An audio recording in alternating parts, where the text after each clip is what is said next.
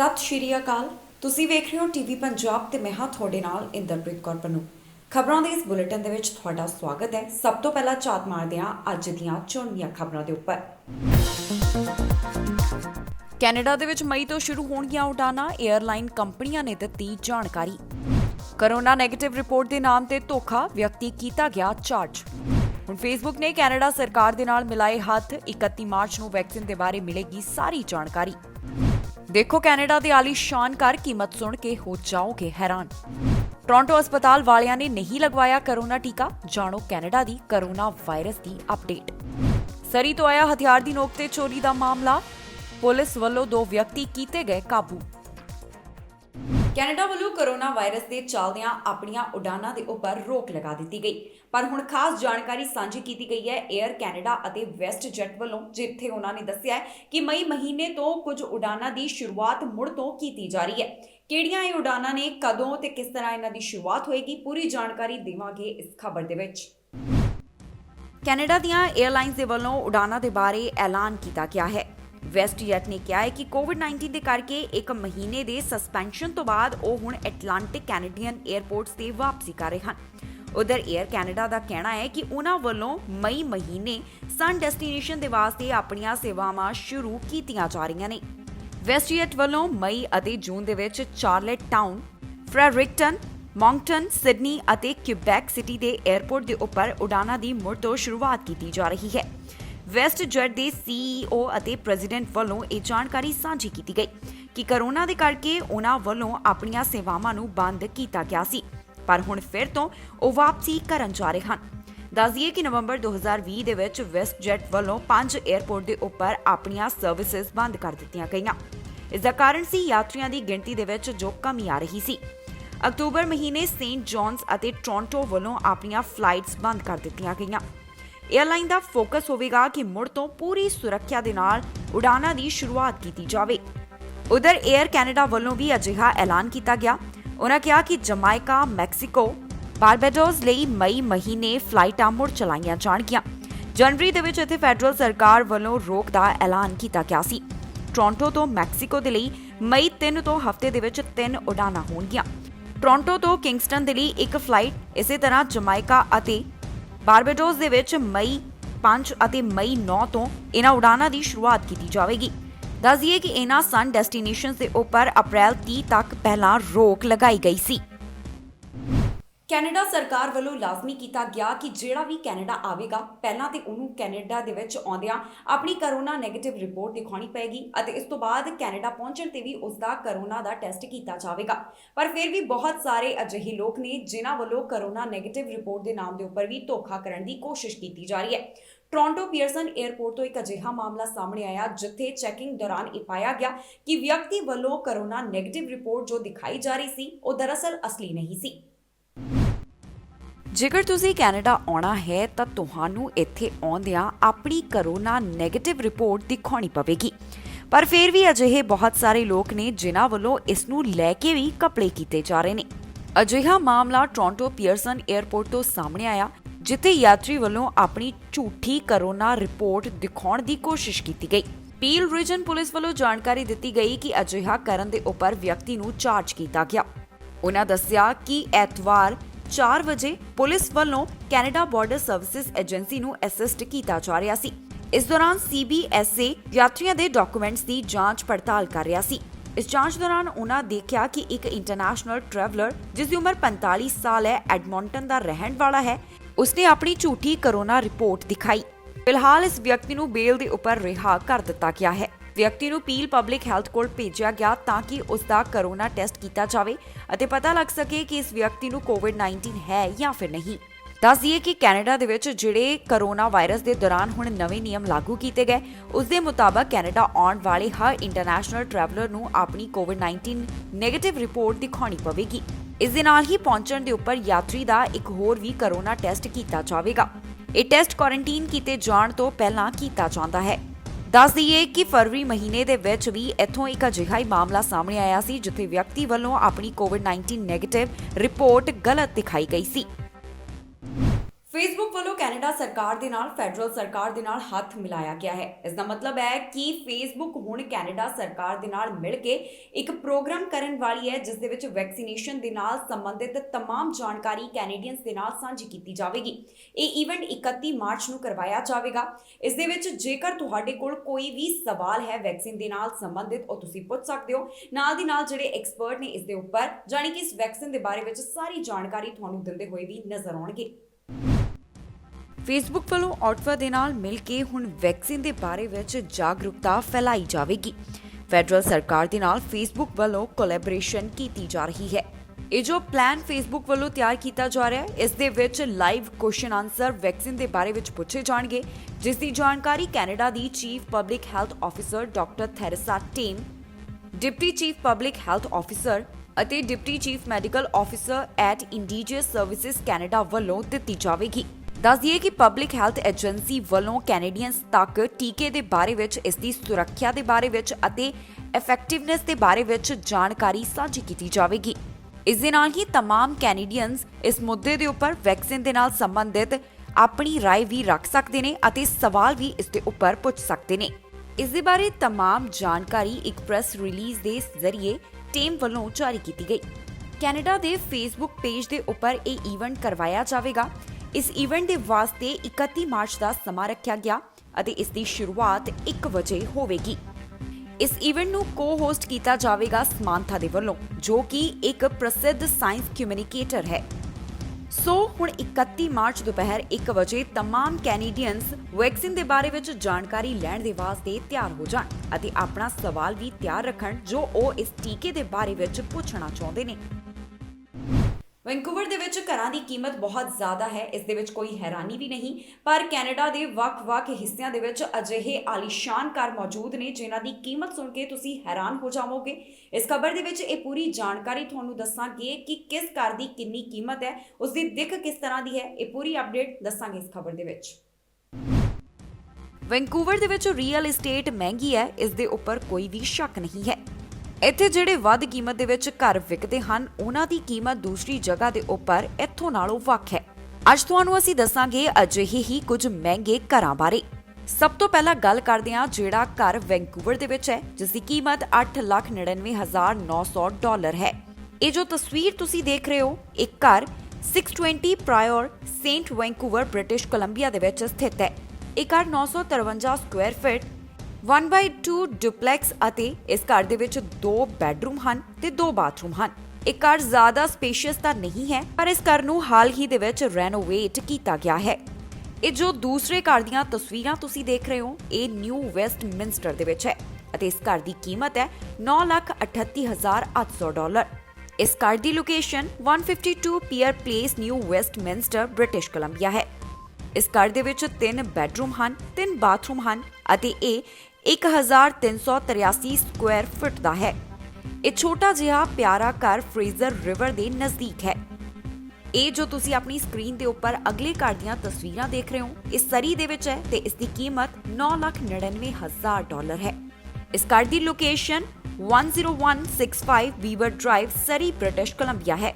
ਇਸ ਘਰ ਦੇ ਵਿੱਚ 5 ਬੈਡਰੂਮ, 2 ਬਾਥਰੂਮ ਅਤੇ ਇਹ 2375 ਸਕੁਆਇਰ ਫੁੱਟ ਦਾ ਹੈ। ਇਹ ਘਰ ਕਾਫੀ ਜ਼ਿਆਦਾ ਸਪੇਸ਼ੀਅਸ ਹੈ। ਜਿਹੜੇ ਲੋਕ ਚਾਹੁੰਦੇ ਨੇ ਕਿ ਉਹਨਾਂ ਦੇ ਘਰ ਦੇ ਵਿੱਚ ਇੱਕ ਖੂਬਸੂਰਤ ਜਿਹੀ ਗਾਰਡਨ ਹੋਵੇ, ਉਹਨਾਂ ਦੇ ਵਾਸਤੇ ਇਹ ਇੱਕ ਬਹੁਤ ਵਧੀਆ ਆਪਸ਼ਨ ਹੈ, ਕਿਉਂਕਿ ਇਸ ਘਰ ਦੀ ਬੈਕਯਾਰਡ ਅਤੇ ਫਰੰਟ ਦੇ ਵਿੱਚ ਇੱਕ ਖਾਲੀ ਥਾਂ ਹੈ ਜਿੱਥੇ ਤੁਸੀਂ ਆਪਣੇ ਤਰੀਕੇ ਦੇ ਨਾਲ ਗਾਰਡਨ ਬਣਾ ਸਕਦੇ ਹੋ। ਇਹ ਅਗਲਾ ਘਰ ਲੈਂਗਲੇ ਦਾ ਹੈ, ਜਿਸ ਦੀ ਕੀਮਤ $9,23,000 ਹੈ। ਇਸ ਘਰ ਦੇ ਵਿੱਚ 3 ਬੈਡਰੂਮ, 2 ਬਾਥਰੂਮ ਅਤੇ ਇਹ 1059 ਸਕੁਆਇਰ ਫੁੱਟ ਦਾ ਹੈ। ਇਸ ਦੇ ਨਾਲ ਹੀ ਘਰ ਦੇ ਵਿੱਚ 1 ਏਕੜ ਲੋਟ ਵੀ ਹੈ। ਇੰਨਾ ਹੀ ਨਹੀਂ, ਇਸ ਘਰ ਦੀ ਬੈਕਯਾਰਡ ਦੇ ਵਿੱਚ ਫਾਇਰ ਪਿਟ ਦੇ ਨਾਲ ਡੈਕ ਵੀ ਹੈ। ਇਹ ਇੱਕ ਪ੍ਰਾਈਵੇਟ ਫੋਰੈਸਟਡ ਏਰੀਆ ਹੈ। ਇਹ ਅਗਲਾ ਘਰ ਹੈ ਪਿਟ ਮੈਡੋ ਦੇ ਵਿੱਚ, ਜਿਸ ਦੀ ਕੀਮਤ $9,85,000 ਹੈ। ਇਸ ਘਰ ਦੇ 4 ਬੈਡਰੂਮ, 2 ਬਾਥਰੂਮ ਹਨ ਅਤੇ ਇਹ 1963 ਸਕੁਆਇਰ ਫੁੱਟ ਦਾ ਹੈ। ਇੰਨਾ ਹੀ ਨਹੀਂ, ਘਰ ਦੇ ਵਿੱਚ ਇੱਕ ਛੋਟਾ ਗੋਲਫ ਵੀ ਹੈ, ਜਿੱਥੇ ਤੁਸੀਂ ਆਪਣੇ ਗੋਲਫ ਖੇਡਣ ਦਾ ਮਜ਼ਾ ਲੈ ਸਕਦੇ ਹੋ। ਇਸ ਘਰ ਦੇ ਵਿੱਚ ਕਾਫੀ ਜ਼ਿਆਦਾ ਸਪੇਸ ਹੈ, ਜਿਸ ਦੇ ਵਿੱਚ ਤੁਸੀਂ ਆਪਣਾ ਇੱਕ ਵੱਡਾ ਟਰੱਕ ਜਾਂ ਫਿਰ ਆਰਵੀ ਨੂੰ ਫਿੱਟ ਕਰ ਸਕਦੇ ਹੋ। ਕੈਨੇਡਾ ਦੇ ਵਿੱਚ ਜਿਹੜੇ ਫਰੰਟ ਲਾਈਨ ਵਰਕਰ ਸੀ ਉਹਨਾਂ ਨੂੰ ਵੈਕਸੀਨ ਲਗਾਉਣ ਤੋਂ ਬਾਅਦ ਹੁਣ ਆਮ ਲੋਕਾਂ ਨੂੰ ਇਹ ਟੀਕਾ ਲਗਾਇਆ ਜਾ ਰਿਹਾ ਹੈ। ਪਰ ਅਜਿਹੇ ਦੇ ਵਿੱਚ ਖਬਰ ਸਾਹਮਣੇ ਆਈ ਹੈ ਕਿ ਟੋਰਾਂਟੋ ਦੇ ਅਜਿਹੇ ਬਹੁਤ ਸਾਰੇ ਹਸਪਤਾਲਾਂ ਦੇ ਸਟਾਫ ਮੈਂਬਰ ਹਨ ਜਿਨ੍ਹਾਂ ਵੱਲੋਂ ਕਰੋਨਾ ਟੀਕਾ ਲਗਾਉਣ ਦੇ ਵਾਸਤੇ ਰਜਿਸਟਰ ਤੱਕ ਨਹੀਂ ਕਰਵਾਇਆ ਗਿਆ। ਇਸ ਦੀ ਜਾਣਕਾਰੀ ਦਿੱਤੀ ਗਈ ਹੈ। ਨਾਲ ਹੀ ਇਸ ਖਬਰ ਦੇ ਵਿੱਚ ਤੁਹਾਨੂੰ ਦੱਸਾਂਗੇ ਕਿ ਇਸ ਸਮੇਂ ਕੈਨੇਡਾ ਦੇ ਵਿੱਚ ਕਰੋਨਾ ਵਾਇਰਸ ਦੀ ਕੀ ਸਥਿਤੀ ਹੈ, ਜਾਣੀ ਕਿ ਕੈਨੇਡਾ ਦੇ ਕਿਸ ਹਿੱਸੇ ਤੋਂ ਕਿੰਨੇ ਕਰੋਨਾ ਦੇ ਮਾਮਲੇ ਰਿਕਾਰਡ ਕੀਤੇ ਗਏ। ਟੋਰਾਂਟੋ ਤੋਂ ਇੱਕ ਅਜਿਹਾ ਮਾਮਲਾ ਸਾਹਮਣੇ ਆਇਆ ਜਿੱਥੇ ਇੱਥੋਂ ਦੇ ਹਸਪਤਾਲਾਂ ਦੇ ਨੈਟਵਰਕ ਦੇ ਵਿੱਚ ਬਹੁਤ ਸਾਰੇ ਅਜਿਹੇ ਲੋਕ ਹਨ ਜਾਣੀ ਕਿ ਸਟਾਫ ਮੈਂਬਰ ਹਨ ਜਿਨ੍ਹਾਂ ਵੱਲੋਂ ਕਰੋਨਾ ਟੀਕਾ ਨਹੀਂ ਲਗਵਾਇਆ ਗਿਆ। ਅੰਦਾਜ਼ਨ ਯੂਨੀਵਰਸਿਟੀ ਹੈਲਥ ਨੈਟਵਰਕ ਦੇ ਵਿੱਚ 4000 EMPLOYEES ਅਜਿਹੇ ਹਨ ਜਿਨ੍ਹਾਂ ਨੇ ਕੋਵਿਡ-19 ਵੈਕਸੀਨ ਦੇ ਲਈ ਰਜਿਸਟਰ ਤੱਕ ਨਹੀਂ ਕਰਵਾਇਆ। ਇਸ ਦੇ ਬਾਰੇ ਜਾਣਕਾਰੀ UHN ਦੇ ਪ੍ਰੈਜ਼ੀਡੈਂਟ ਵੱਲੋਂ ਈਮੇਲ ਦੇ ਰਾਹੀਂ ਸਾਂਝੀ ਕੀਤੀ ਗਈ। ਓਨਟਾਰੀਓ ਤੋਂ 24 ਘੰਟੇ ਦੌਰਾਨ 1571 ਕਰੋਨਾ ਵਾਇਰਸ ਦੇ ਮਾਮਲਿਆਂ ਦੀ ਪੁਸ਼ਟੀ ਹੋਈ ਹੈ। ਟੋਰਾਂਟੋ ਤੋਂ 459, ਪੀਲ ਰੀਜਨ ਤੋਂ 309, ਯਾਰਕ ਰੀਜਨ ਤੋਂ 153 ਕੋਵਿਡ-19 ਦੇ ਮਾਮਲੇ ਸਾਹਮਣੇ ਆਏ ਨੇ। 24 ਘੰਟਿਆਂ ਦੌਰਾਨ 51962 ਦੇ ਕਰੀਬ ਟੈਸਟ ਕੀਤੇ ਗਏ। ਉਧਰ ਜਾਣਕਾਰੀ ਦਿੱਤੀ ਗਈ ਹੈ ਕਿ ਹਸਪਤਾਲ ਦੇ ਵਿੱਚ ਇਸ ਸਮੇਂ 893 ਮਰੀਜ਼ ਜੇਰੇ ਇਲਾਜ ਹਨ। ਇਹਨਾਂ ਵਿੱਚੋਂ 333 ਇੰਟੈਂਸਿਵ ਕੇਅਰ ਅਧੀਨ ਅਤੇ 210 ਵੈਂਟੀਲੇਟਰ ਦੇ ਉੱਪਰ ਨੇ। ਕਿਊਬੈਕ ਤੋਂ 783 ਕਰੋਨਾ ਦੇ ਮਾਮਲੇ ਸਾਹਮਣੇ ਆਏ ਅਤੇ 8 ਲੋਕਾਂ ਦੀ ਜਾਨ ਇਸ ਵਾਇਰਸ ਦੇ ਕਰਕੇ ਚਲੀ ਗਈ। ਹੁਣ ਤੱਕ 3,04,490 ਦੇ ਕਰੀਬ ਇੱਥੇ ਕਨਫਰਮਡ ਕੇਸ ਹਨ। 10,626 ਦੇ ਕਰੀਬ ਹੁਣ ਤੱਕ ਜਾਨਾਂ ਜਾ ਚੁੱਕੀਆਂ ਨੇ। ਹਸਪਤਾਲ ਦੇ ਵਿੱਚ 508 ਦੇ ਕਰੀਬ ਮਰੀਜ਼ ਹਨ ਜਿਨ੍ਹਾਂ ਵਿੱਚੋਂ 118 ਇੰਟੈਂਸਿਵ ਕੇਅਰ ਅਧੀਨ ਹਨ। ਮੈਨੀਟੋਬਾ ਤੋਂ 24 ਘੰਟਿਆਂ ਦੌਰਾਨ 81 ਮਾਮਲੇ ਰਿਕਾਰਡ ਕੀਤੇ ਗਏ ਅਤੇ ਇਸ ਦੇ ਨਾਲ ਚੰਗੀ ਖਬਰ ਹੈ ਕਿ ਕਿਸੇ ਦੀ ਵੀ ਜਾਨ ਨਹੀਂ ਗਈ। ਕੈਨੇਡਾ ਦੇ ਵਿੱਚ ਹੁਣ ਤੱਕ ਕੁੱਲ 9,45,000 ਦੇ ਕਰੀਬ ਕਰੋਨਾ ਦੇ ਮਾਮਲੇ ਸਾਹਮਣੇ ਆ ਚੁੱਕੇ ਨੇ। 22,754 ਜਾਨਾਂ ਹੁਣ ਤੱਕ ਜਾ ਚੁੱਕੀਆਂ ਨੇ। 8,86,000 ਦੇ ਕਰੀਬ ਉਹ ਲੋਕ ਹਨ ਜਿਨ੍ਹਾਂ ਨੇ ਕਰੋਨਾ ਵਾਇਰਸ ਨੂੰ ਮਾਤ ਦਿੱਤੀ, ਜਾਣੀ ਕਿ ਕੈਨੇਡਾ ਦੇ ਰਿਕਵਰਡ ਕੇਸ ਨੇ। ਸਰੀ ਤੋਂ ਹਥਿਆਰਾਂ ਦੀ ਨੋਕ ਦੇ ਉੱਪਰ ਚੋਰੀ ਦਾ ਮਾਮਲਾ ਸਾਹਮਣੇ ਆਇਆ। ਪੁਲਿਸ ਵੱਲੋਂ ਇਸ ਦੇ ਨਾਲ ਸੰਬੰਧਿਤ तमाम ਜਾਣਕਾਰੀ ਸਾਂਝੀ ਕੀਤੀ ਗਈ ਹੈ। ਉਹਨਾਂ ਦੱਸਿਆ ਕਿ ਇਸ ਮਾਮਲੇ ਦੇ ਵਿੱਚ 2 ਸਸਪੈਕਟ ਗ੍ਰਿਫਤਾਰ ਕੀਤੇ ਗਏ ਨੇ। ਇਸ ਦੇ ਨਾਲ ਹੀ ਦੱਸਿਆ ਕਿ ਇਸ ਮਾਮਲੇ ਦਾ ਪੀੜਤ ਹੈ ਉਸ ਨੂੰ ਕਈ ਸੱਟਾਂ ਵੀ ਆਈਆਂ। ਸਰੀ ਤੋਂ ਹਥਿਆਰਾਂ ਦੀ ਨੋਕ ਦੇ ਉੱਪਰ ਚੋਰੀ ਦਾ ਮਾਮਲਾ ਸਾਹਮਣੇ ਆਇਆ ਹੈ। ਇਸ ਮਾਮਲੇ ਦੇ ਵਿੱਚ ਵਿਅਕਤੀਆਂ ਨੂੰ ਗ੍ਰਿਫਤਾਰ ਕੀਤਾ ਗਿਆ। ਸਰੀ ਪੁਲਿਸ ਨੇ ਇਸ ਬਾਰੇ ਜਾਣਕਾਰੀ ਸਾਂਝੀ ਕਰਦਿਆਂ ਦੱਸਿਆ ਕਿ ਹਥਿਆਰਾਂ ਦੀ ਨੋਕ ਦੇ ਉੱਪਰ ਚੋਰੀ ਦੇ ਮਾਮਲੇ ਦੇ ਵਿੱਚ 2 ਜਾਣਿਆਂ ਨੂੰ ਗ੍ਰਿਫਤਾਰ ਕੀਤਾ ਗਿਆ ਹੈ। ਮਾਰਚ 21 ਨੂੰ ਪੁਲਿਸ ਨੂੰ 57th ਐਵੀਨਿਊ ਅਤੇ 148 ਸਟਰੀਟ ਨੇੜੇ ਬੁਲਾਇਆ ਗਿਆ ਸੀ। ਇਸ ਬਾਰੇ ਸਾਰੀ ਅਪਡੇਟ ਪੁਲਿਸ ਵੱਲੋਂ ਇੱਕ ਨਿਊਜ਼ ਰਿਲੀਜ਼ ਦੇ ਵਿੱਚ ਜਾਰੀ ਕੀਤੀ ਗਈ ਹੈ। ਸਸਪੈਕਟ ਵੱਲੋਂ ਪੀੜਤ ਦੀ ਪਰਸਨਲ ਪ੍ਰਾਪਰਟੀ ਲੁੱਟੀ ਗਈ। ਸਰੀ RCMP ਗੈਂਗ ਐਨਫੋਰਸਮੈਂਟ ਟੀਮ ਵੱਲੋਂ ਲੋਅਰ ਮੇਨਲੈਂਡ ਪੁਲਿਸ ਏਜੰਸੀ ਨੂੰ ਸਾਰੀਆਂ ਡਿਟੇਲ ਇੱਕਦਮ ਜਾਰੀ ਕਰ ਦਿੱਤੀਆਂ ਗਈਆਂ ਸਨ। ਜੋ ਜਾਣਕਾਰੀ ਦਿੱਤੀ ਗਈ ਹੈ ਉਸ ਦੇ ਮੁਤਾਬਕ ਸਸਪੈਕਟਸ ਨੂੰ ਬਰਨਵੀ ਦੇ ਵਿੱਚ RCMP ਗੈਂਗ ਐਨਫੋਰਸਮੈਂਟ ਟੀਮ ਵੱਲੋਂ ਗ੍ਰਿਫਤਾਰ ਕੀਤਾ ਗਿਆ। ਇਸ ਤੋਂ ਬਾਅਦ ਸਰੀ RCMP ਨੇ ਸਸਪੈਕਟਸ ਦੀ ਕਸਟਡੀ ਲੈ ਲਈ। ਇਹ ਜੋ ਚੋਰੀ ਦਾ ਮਾਮਲਾ ਸਾਹਮਣੇ ਆਇਆ ਇਸ ਦੇ ਵਿੱਚ ਪੀੜਤ ਜਾਣੀ ਕਿ ਵਿਕਟਮ ਨੂੰ ਸਰੀਰਕ ਸੱਟਾਂ ਵੀ ਆਈਆਂ ਹਨ। ਇਸ ਦੇ ਨਾਲ ਹੀ ਪੁਲਿਸ ਨੇ तमाम ਲੋਕਾਂ ਨੂੰ ਅਪੀਲ ਕੀਤੀ ਹੈ ਕਿ ਜੇਕਰ ਇਸ ਦੇ ਸੰਬੰਧ ਦੇ ਵਿੱਚ ਕਿਸੇ ਨੂੰ ਵੀ ਕੋਈ ਜਾਣਕਾਰੀ ਹੋਵੇ ਤਾਂ ਉਹ ਜ਼ਰੂਰ ਪੁਲਿਸ ਦੇ ਨਾਲ ਸਾਂਝੀ ਕਰਨ। RCMP ਵੱਲੋਂ ਆਪਣਾ ਨੰਬਰ ਜਾਰੀ ਕੀਤਾ ਗਿਆ। ਉਹਨਾਂ ਕਿਹਾ ਕਿ 6045990502 ਦੇ ਉੱਪਰ ਸੰਪਰਕ ਕੀਤਾ ਜਾ ਸਕਦਾ ਹੈ। ਇਸ ਦੇ ਨਾਲ ਹੀ ਕ੍ਰਾਈਮ ਸਟਾਪਰਸ ਨੂੰ 1800-222-8477 ਦੇ ਉੱਪਰ ਵੀ ਸੂਚਨਾ ਦਿੱਤੀ ਜਾ ਸਕਦੀ ਹੈ। ਬ੍ਰਿਟਿਸ਼ ਕੋਲੰਬੀਆ ਵੱਲੋਂ ਆਪਣੇ ਨਵੇਂ ਡਰਾਅ ਦਾ ਐਲਾਨ ਕੀਤਾ ਗਿਆ। ਇਸ ਦੇ ਤਹਿਤ ਬ੍ਰਿਟਿਸ਼ ਕੋਲੰਬੀਆ ਵੱਲੋਂ 95 ਉਮੀਦਵਾਰਾਂ ਨੂੰ ਸੱਦੇ ਜਾਰੀ ਕੀਤੇ ਗਏ ਹਨ। ਇਸ ਦੇ ਨਾਲ ਹੀ ਇੱਕ ਆਪਣੇ ਪ੍ਰੋਜੈਕਟ ਦੇ ਵਿੱਚ ਜਿਹੜਾ ਸਮਾਂ ਹੈ ਉਸ ਲਈ ਵੀ ਵਾਅਦਾ ਕੀਤਾ ਗਿਆ। ਕਿਹੜਾ ਇਹ ਪ੍ਰੋਜੈਕਟ ਹੈ ਦੱਸਾਂਗੇ ਇਸ ਖਬਰ ਦੇ ਵਿੱਚ। ਬ੍ਰਿਟਿਸ਼ ਕੋਲੰਬੀਆ ਵੱਲੋਂ ਆਪਣੇ ਨਵੇਂ ਟੈਕ ਪਾਇਲਟ ਡਰਾਅ ਦਾ ਐਲਾਨ ਕੀਤਾ ਗਿਆ। ਇਸ ਦੇ ਨਾਲ ਹੀ ਬ੍ਰਿਟਿਸ਼ ਕੋਲੰਬੀਆ ਨੇ ਐਂਟਰਪ੍ਰੈਨਿਓਰ ਇਮੀਗ੍ਰੇਸ਼ਨ ਪਾਇਲਟ ਨੂੰ ਵੀ ਐਕਸਟੈਂਡ ਕਰ ਦਿੱਤਾ ਹੈ। ਇਹ ਜੋ ਨਵਾਂ ਡਰਾਅ ਕੱਢਿਆ ਗਿਆ ਇਸ ਦੇ ਤਹਿਤ 95 ਇਨਵਾਈਟ ਜਾਰੀ ਕੀਤੇ ਗਏ। ਦੱਸਿਏ ਕਿ ਮਾਰਚ 23 ਨੂੰ ਬ੍ਰਿਟਿਸ਼ ਕੋਲੰਬੀਆ ਨੇ ਪ੍ਰੋਵਿੰਸ਼ੀਅਲ ਨੋਮੀਨੀ ਫॉर PR ਦੇ ਵਾਸਤੇ 95 ਸੱਦੇ ਜਾਰੀ ਕੀਤੇ। British Columbia Provincial Nominee Program ਵੱਲੋਂ ਐਕਸਪ੍ਰੈਸ ਐਂਟਰੀ ਬ੍ਰਿਟਿਸ਼ ਕੋਲੰਬੀਆ ਅਤੇ ਸਕਿਲਡ ਇਮੀਗ੍ਰੇਟਸ ਕੈਟੇਗਰੀ ਤਹਿਤ ਸੱਦੇ ਦਿੱਤੇ ਗਏ। ਇਸ ਡਰਾਅ ਦੇ ਤਹਿਤ ਜਿਹੜੇ ਉਮੀਦਵਾਰਾਂ ਦੀ ਚੋਣ ਕੀਤੀ ਗਈ ਹੈ ਇਹ ਉਮੀਦਵਾਰ ਸਕਿਲਡ ਵਰਕਰ ਅਤੇ ਇੰਟਰਨੈਸ਼ਨਲ ਗ੍ਰੈਜੂਏਟ ਸਬ ਕੈਟੇਗਰੀ ਦੇ ਵਿੱਚੋਂ ਸਨ। ਇਸ ਡਰਾਅ ਦੇ ਵਿੱਚ ਇਨਵੀਟੇਸ਼ਨ ਲੈਣ ਦੇ ਵਾਸਤੇ ਉਮੀਦਵਾਰ ਨੂੰ ਘੱਟੋ ਘੱਟ 80 ਸਕੋਰਸ ਦੀ ਜ਼ਰੂਰਤ ਸੀ। ਦੱਸ ਦਈਏ ਕਿ British Columbia PNP Tech Pilot ਇੱਕ ਫਾਸਟ ਟਰੈਕ ਇਮੀਗ੍ਰੇਸ਼ਨ ਪਾਥਵੇ ਹੈ। ਇਹ ਪਾਥਵੇ ਹੈ ਇਨ ਡਿਮਾਂਡ IT ਵਰਕਰਸ ਅਤੇ ਇੰਟਰਨੈਸ਼ਨਲ ਸਟੂਡੈਂਟਸ ਦੇ ਲਈ।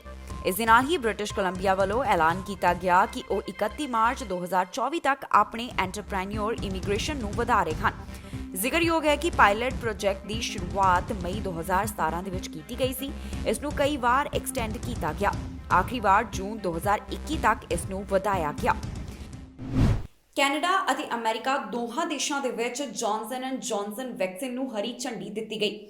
ਇਸ ਦੀ ਜੋ ਸ਼ਿਪਮੈਂਟ ਹੈ ਉਸ ਦੇ ਵਿੱਚ ਡੀਲੇ ਸਾਹਮਣੇ ਆ ਰਹੀ ਸੀ, ਮਤਲਬ ਦੇਰੀ ਲੱਗ ਰਹੀ ਸੀ। ਉਸ ਤੋਂ ਬਾਅਦ ਹੁਣ ਅਮਰੀਕਾ ਵੱਲੋਂ ਜੋ Johnson and Johnson vaccine the plant ਹੈ ਉਸ ਦੇ ਲਈ ਮਨਜ਼ੂਰੀ ਦੇ ਦਿੱਤੀ ਗਈ ਹੈ, ਜਿਸ ਦੇ ਨਾਲ ਉਮੀਦ ਕੀਤੀ ਜਾ ਰਹੀ ਹੈ ਕਿ ਜੌਨਸਨ ਐਂਡ ਜੌਨਸਨ ਵੈਕਸੀਨ ਦੀ ਜੋ ਸ਼ਿਪਮੈਂਟ ਦੇ ਵਿੱਚ ਦੇਰੀ ਆ ਰਹੀ ਸੀ ਉਸ ਦੇ ਵਿੱਚ ਹੁਣ ਤੇਜ਼ੀ ਲਿਆਂਦੀ ਜਾਵੇਗੀ।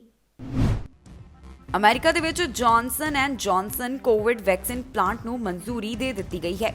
US ਰੈਗੂਲੇਟਰਸ ਦੇ ਵੱਲੋਂ ਜੌਨਸਨ ਐਂਡ ਜੌਨਸਨ ਕੋਵਿਡ-19 ਟੀਕੇ ਦੀ ਮੈਨੂਫੈਕਚਰਿੰਗ ਦੇ ਵਾਸਤੇ ਪਲਾਂਟ ਨੂੰ ਅਪਰੂਵ ਕਰ ਦਿੱਤਾ ਗਿਆ ਹੈ।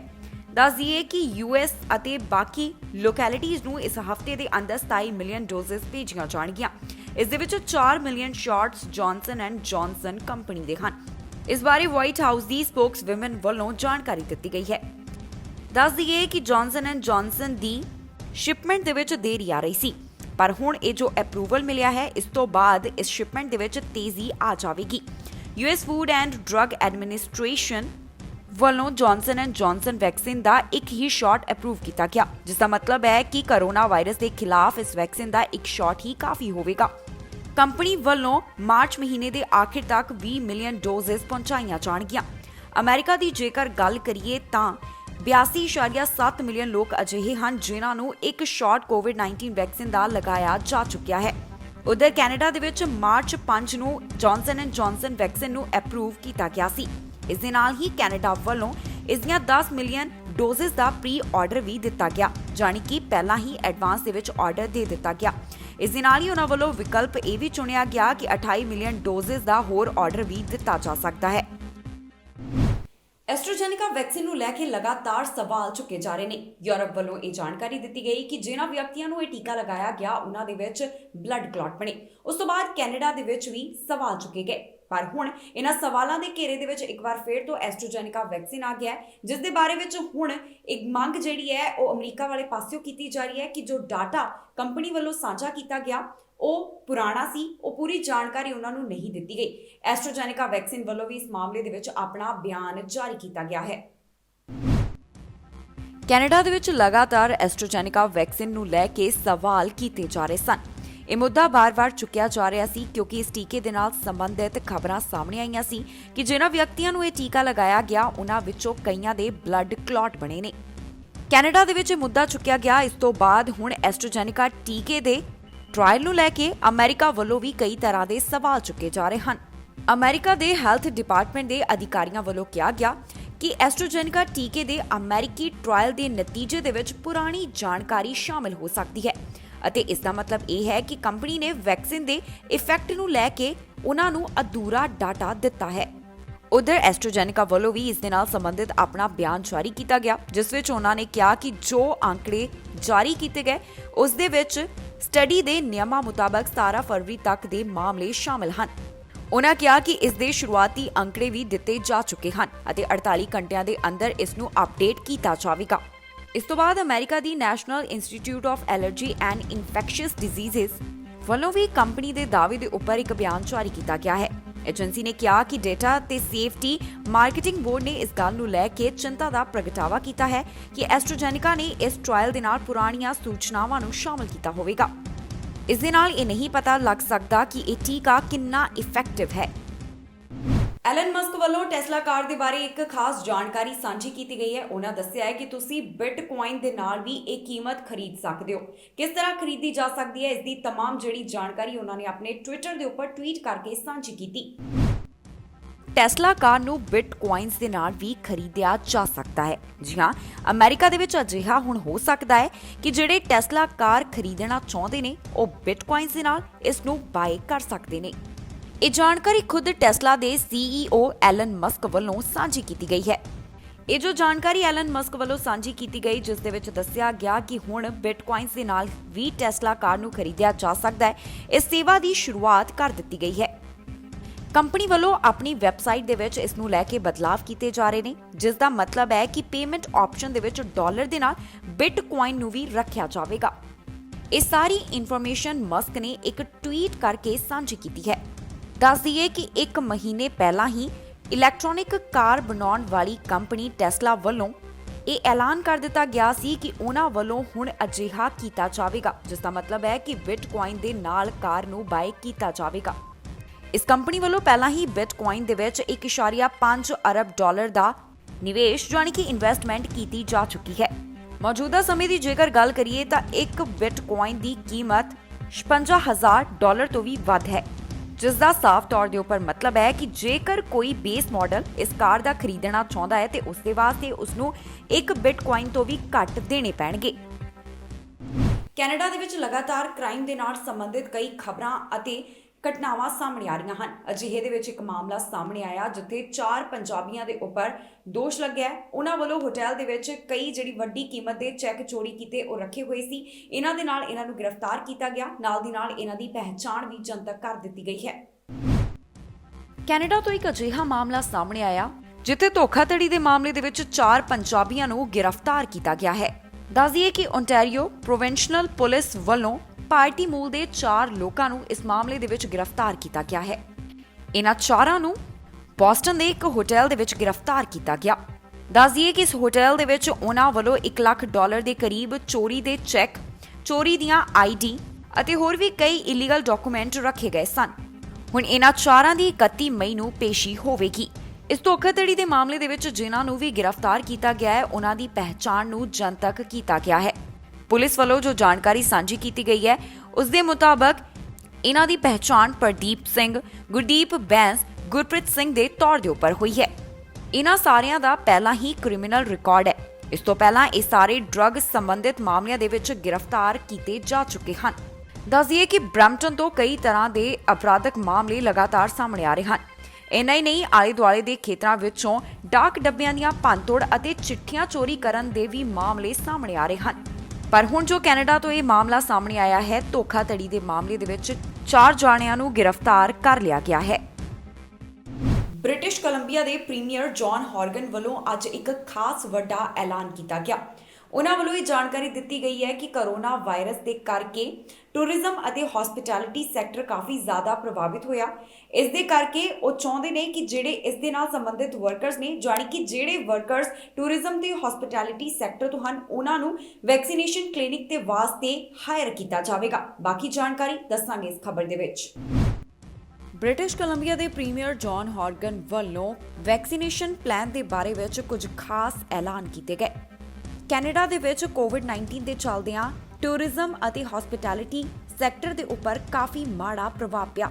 ਅਜਿਹੇ ਦੇ ਵਿੱਚ ਪ੍ਰੀਮੀਅਰ ਜੌਨ ਹੌਰਗਨ ਵੱਲੋਂ ਐਲਾਨ ਕੀਤਾ ਗਿਆ ਕਿ ਕੈਨੇਡਾ ਵੱਲੋਂ 1400 ਦੇ ਕਰੀਬ ਟੂਰਿਜ਼ਮ ਅਤੇ ਹੌਸਪਿਟੈਲਿਟੀ ਵਰਕਰਸ ਨੂੰ ਵੈਕਸੀਨੇਸ਼ਨ ਕਲੀਨਿਕਸ ਦੇ ਵਾਸਤੇ ਹਾਇਰ ਕੀਤਾ ਜਾਵੇਗਾ। ਕੁਝ EMPLOYEES ਨੂੰ EMPLOYERS ਦੇ ਵੱਲੋਂ ਹੀ ਤਨਖਾਹ ਦਿੱਤੀ ਜਾਵੇਗੀ। ਇਸ ਦੇ ਨਾਲ ਹੀ ਪ੍ਰੋਵਿੰਸ ਵੱਲੋਂ ਫਾਈਨੈਂਸ਼ੀਅਲ ਸਪੋਰਟ ਵੀ ਦਿੱਤੀ ਜਾਵੇਗੀ।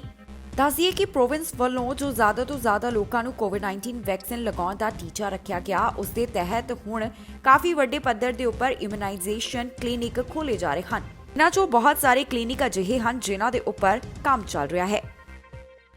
Although we've seen significant success since the initial launch of our vaccination program, we're accelerating registrations, we're getting more people vaccinated. We have a new supply of AstraZeneca that has been secured, and we're committing that to making sure that our frontline workers get the support they need. And of course, Dr. Henry, Minister Dix, and the entire health team are focused on using any of the vaccination products that we do have that are not committed to our cohort system, starting, of course, with the 90-year-olds, which are now done, into the 80s, and now we're registering 70-year-olds, and by the first week in April, we'll start to register those in the 69 to 60 cohort. So with respect to the Pfizer and Moderna product that we have in increasing numbers, coming from the procurement by the federal government. We also have AstraZeneca that we are using to focus on outbreaks, and we're using it to focus on those frontline workers. And I want to just say I'm so proud of the work that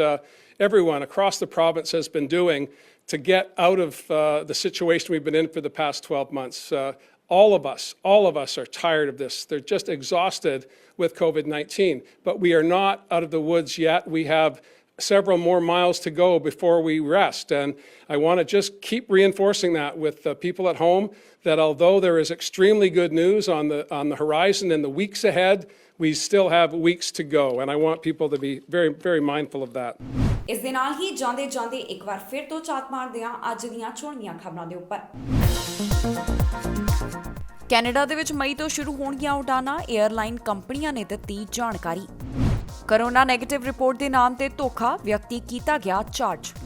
ਹੁਣ Facebook ਨੇ Canada ਸਰਕਾਰ ਦੇ ਨਾਲ ਮਿਲਾਏ ਹੱਥ, 31 March ਨੂੰ vaccine ਦੇ ਬਾਰੇ ਮਿਲੇਗੀ ਸਾਰੀ ਜਾਣਕਾਰੀ।